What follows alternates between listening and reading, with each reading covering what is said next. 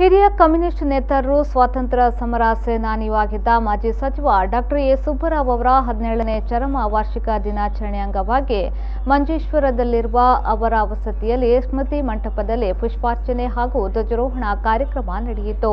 CPI ಮಂಡಲ ಕಾರ್ಯದರ್ಶಿ ಜಯರಾಮ್ ಬಲ್ಲಂಗುಡೇಲ್ ಧ್ವಜಾರೋಹಣ ನಡೆಸಿದರು. ಸಿಪಿಐ ಜಿಲ್ಲಾ ಕಾರ್ಯಕಾರಿ ಸಮಿತಿಯ ಸದಸ್ಯರಾದ ಬಿವಿ ರಾಜನ್ ಪುಷ್ಪಾರ್ಚನೆ ಕಾರ್ಯಕ್ರಮವನ್ನು ಉದ್ಘಾಟಿಸಿದರು.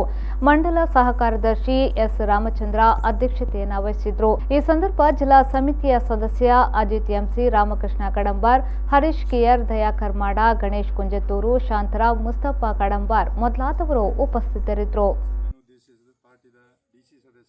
ಈ ಕೋವಿಡ್ ಕಾಲಘಟ್ಟಡ್ ಮಲ್ಲ ರೀತಿದ ಕಾರ್ಯಕ್ರಮ ಪಾಡಂದೆ ಸಾಂಕೇತಿಕವಾದ ಈ ಒಂದು ಕಾರ್ಯಕ್ರಮನ ಮಲ್ತೊಂದಿಲ್ಲ.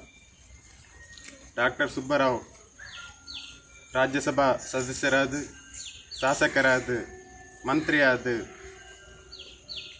ನಮ್ಮ ಕಮ್ಯುನಿಸ್ಟ್ ಪಾರ್ಟಿದ ಬೆಳವಣಿಗೆಗೆ ಬೋಡೋದಿಲ್ಲ, ಈ ಊರ್ದ ಉದ್ಧಾರಕ್ಕೆ ಬೋಡೋದಿಲ್ಲ, ರಾತ್ರಿ ಪಗಲು ಬೆಂತಿನ ಧೀರ ಚೇತನ